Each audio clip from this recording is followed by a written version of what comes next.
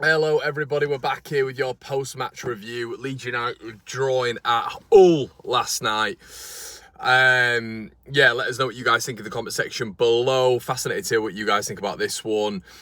A stalemate, as Pascal Strout put it on social media. I don't think that was written by him somehow. There's no chance he knows what a stalemate is, but there you go, the social media teams. But yeah,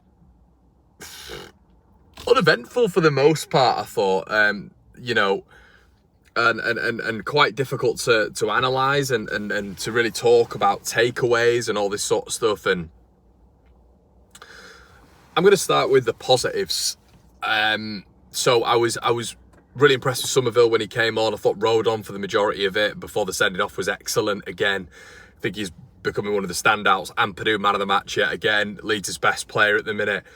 A few positives. Another clean sheet to take away. A period of time where Leeds were, with 10 men for what? 50 minutes? 45 minutes maybe just a little bit less. I'm not sure. Sort of like 40-ish. And they held out. And Hull didn't do anything, really. Throughout the entire game. Open play chances, no. Apart from the big one, obviously, which was hilarious in terms of them missing that. I could not quite believe how he'd missed that. But yeah, I don't know. Like, Hull didn't really do anything. I think their XG before that chance was 0.6. And I think they ended it with, 1.12 or something like that. So that chance was huge in terms of XG. But I didn't really feel threatened by them. I thought they were pretty on the ball. I thought, Rossini's clearly gone in there and made them good on the ball in possession, and they were able to transition from the defensive third into that attacking third pretty nicely. But I don't really think they did anything. I thought the interrupter in Ethan Ampadu and Joe Rodon stepping up a couple of times were really sussing that out. And for me, in that back line, you can just tell that Joe Rodon and Ethan Ampadu, obviously because he's sitting on the toes of the centre-backs, are just light years ahead of anybody else in terms of a defensive capacity, quality-wise. And that's a big kudos to the Leeds recruitment team in terms of just their level. And I thought when Cooper came on, you saw a little bit of, I think Cooper got done for one of them and for an attack on the wing. And I thought, Rodon just wouldn't be getting done there. He just stood up, he'd have marshalled his man out of play, and that's the quality difference, really. Hull had obviously that monumental chance at the end, which I still actually can't believe. I thought it was offside at the beginning. But let's talk about Leeds' chance. Rutter, he was off balance somehow off balance. I thought he played well last night, Jorginho, to be fair. But he was off balance for that chance, but he's got to score, just simply got to score. He didn't. I think that cost us in the end, but we had a few chances. Somerville testing their goalkeeper, really nice 1-2 with Rutter, a magnificent save, a real top save, and Leeds were able to create a few chances in those 1-2 pockets from Crysencio Somerville, who I thought was the best defensive player on the pitch, to be honest with you. Rutter wasn't far off, even though Rutter wasn't, at his Millwall best, but it wasn't a Millwall game. I thought. Once again, you saw Yoel Perot go into Yoel Perot of Sheffield Wednesday and some previous games that we've seen. And maybe some games will suit Perot and some games won't suit Perot. And last night, I thought once again, he was just completely anonymous. Maybe when he was when he was on the ball a little bit sluggish and Hull were able to catch him out a little bit. Just really wasn't able to get into the game for this one. But, it is what it is. I guess that's what you're going to get with him. A starting lineup of Dan James and Luke Ailing on the right side sent shudders down my spine. Dan James, for me, is always going to be a player like we saw against Millwall. When the game's stretched and Leeds are looking to counter-attack, that's when you implement a Dan James. You do not start with Dan James. He's just not good enough. We know he's not good enough. Can't strike a ball. He has insane decisions at points where, last night he was just shooting constantly, left foot, right foot, but none of them are clean strikes. None of them are strikes where the opposition are going, oh, it's chance efforts when there are better options. But he's never been known for his football IQ, and I think him as a player, he's only going to profit from when the game is stretched and you put him on and you're looking for a goal or you're trying to consolidate a victory and hit the other team on the counter attack. He's not a starter. He's really not.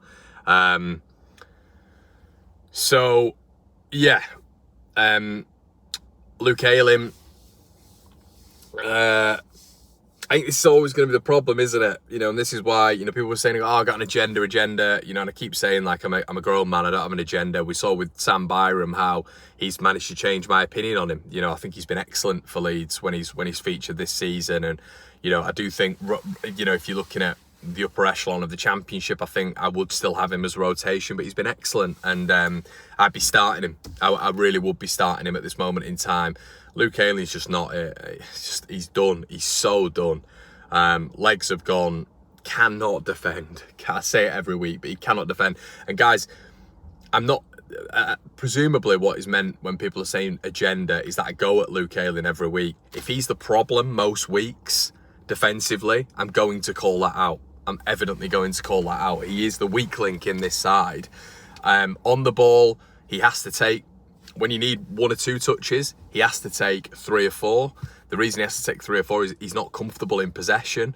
I find that he goes back to Ailing Melee way too much because it's the comfort blanket, it's the safety, it's the security of going back to the keeper when obviously the keeper's not going to be pressurised by anyone at that moment in time. He's the free man. I think Luke restricts himself from passing forward, where maybe under Marcelo Bielsa he was forced to pass it forward more frequently. I think his overlaps are very inconsistent at this moment in time. Whether or not that's an instruction from Daniel Farker, I don't know, but his pass percentage, I don't know what it would be, but it can't be high in any game. And I think the build-up suffers because of Luke Ailing. But I also think, you know, just to move on, I think the build-up suffers from Ailing Melee. I think when he's asked to play the ball into the central midfield space, whether or not that be a chip or whether or not that be a fizz pass, he can't do it unless the defender's split like this, and he'll pass to the left or he'll pass to the right, whatever. And when he's asked to play that ball into an area of, I don't know, maybe sort of 10 to 15 yard space, whether or not that be in the air or drilled along the floor, he can't do it. Leeds suffer in possession massively because of Ailing Melee, and that's what I was saying at the start of the season.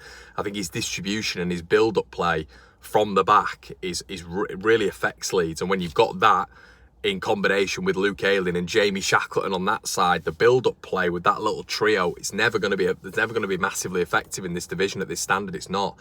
I thought Shaq not once again, but you saw the limitations in his game. Yes, excuse me.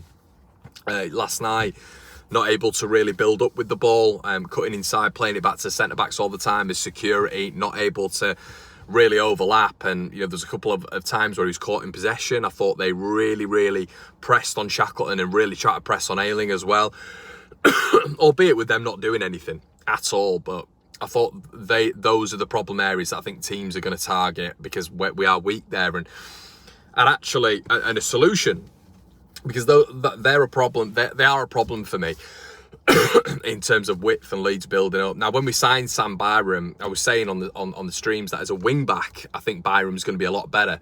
Now, in the system, as a right-sided player, I think he'd be a decent wing back. I'd have him in all day right now over Luke Ailing, and I think we'd really benefit from that.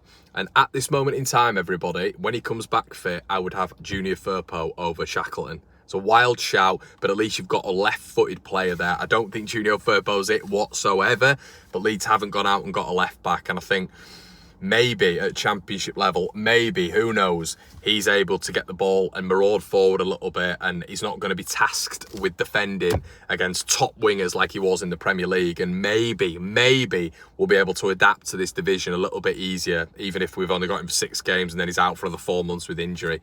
But I just think of Byram Firpo, because Yelda can't play there. We've seen that already this season.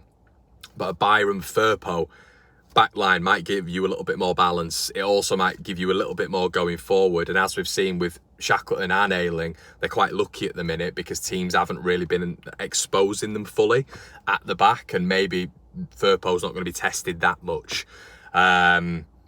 So, yeah, but going forward and in build-up, I feel a Firpo Byram backline, full-back structure would be a lot better in build-up, 100%. I'm struggling with Luke Ailing at the minute to really get a tune out of him, and I think it's hurting us, Melee, Ailing, and Shaq. But you can't do anything about Melee, obviously. He's going to be starting, but that's just got to develop at his side of the game. But listen, 0-0 draw, clean sheet, happy with it. Should have, on another day, we win the game. We were the better team. in my opinion. Hull were good as well, so that's a big credit to Leeds United. We roll on to Watford. I'm gutted Rodon's not going to be playing. I really am. Nonto, is he going to feature? It's such a tight turnaround, isn't it? But Watford at the weekend at Ellen Road, you're hoping they're going to maybe come for the victory as well, which is going to leave Leeds with a little bit more space. It's going to be a tough game. They've still got a lot of quality down there, but I'm going to predict a Leeds win. Let us know, guys, what you think in the comment section below.